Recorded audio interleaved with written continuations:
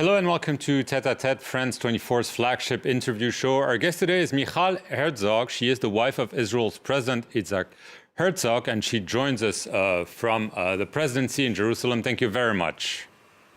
Thank you. I just want to start this interview by winding back to October 7th. Do you remember how you learned about the attack and what happened that day? I don't think there's a single person in Israel that doesn't remember exactly where they were. We were in our private home in Tel Aviv for the weekend. It was a holiday. It was a holy day for all of us. And we woke up at 6:25 to the sound of sirens, which was unusual at the time because it came after a very quiet period. We ran to our safe room. And as we came out a few minutes later, we started hearing the news of the terrible attack in the south.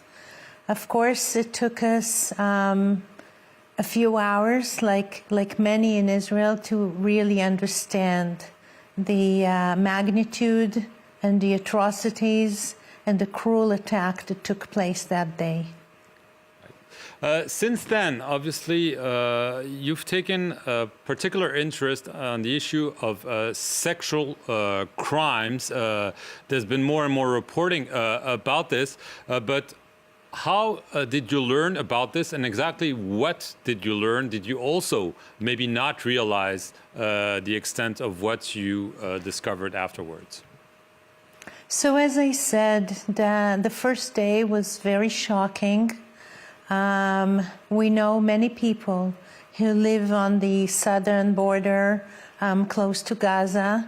We have many friends in that area of Israel, and we were also worried for them personally. We were in touch with friends who were in safe rooms with their families, afraid for their lives during many, many hours that day, and we lost many friends, unfortunately.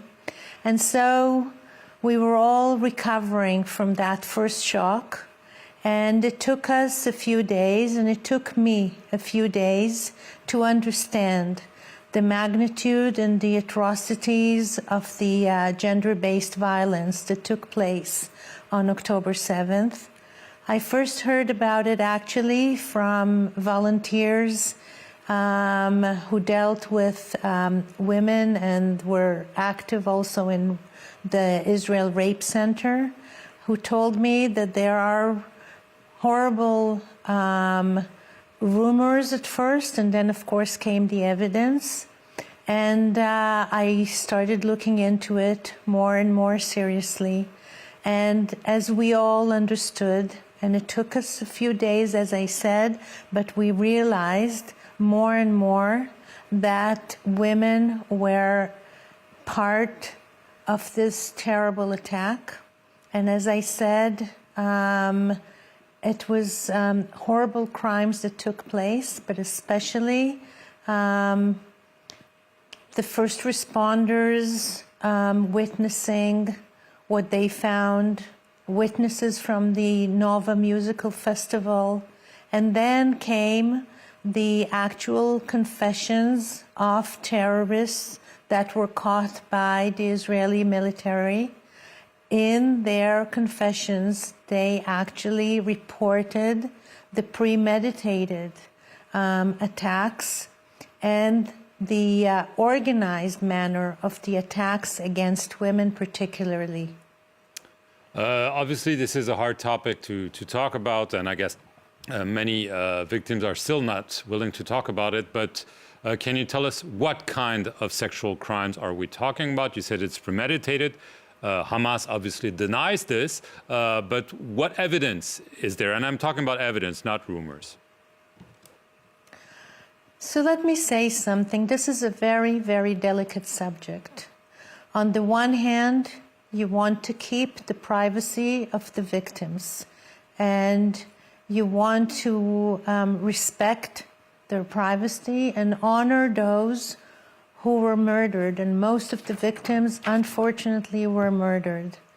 On the other hand, I don't remember in many other cases in the world when you have videos, you have pictures, you have witnesses, you have confessions of the people who perpetrated the crime, and yet people around the world turn to us and ask, so what is the evidence? Is this not enough evidence for people? This is one of the most filmed and photographed crimes in the world, and yet people turn around and ask, oh, so what is the evidence? You know, I think we learned, especially in the last few years, that the most important thing is to believe the victims, especially when you come with such data, with so many videos and photographs and people who perpetrated the acts themselves, reporting about them, and yet the world asks us, where is the evidence? I don't think that many other nations face this question. In late November, to prove your point, you wrote an article in Newsweek denouncing the silence, especially of the United Nations, regarding allegations of sexual violence. This week, however, two UN human rights special rapporteurs did state that violence, including sexual atrocities, were committed by Hamas during the October 7 attack and could amount to war crimes and maybe crimes against humanity. Is this welcome news for you, or is this too late and not enough? No, but first of all, I think it is late. It does come late, and it took UN women 8 weeks after October 7th to put together a phrase that they had in it the words condemnation of the atrocities of Hamas against women in Israel. So that was a long time, and yet I welcome the change in view, and I do welcome what you said, as you said, that the UN actually now recognizes that this was a horrible crime, and I do welcome the upcoming visit of Mrs. Pramila Patten, who is the special envoy representative of the UN on sexual violence and conflict.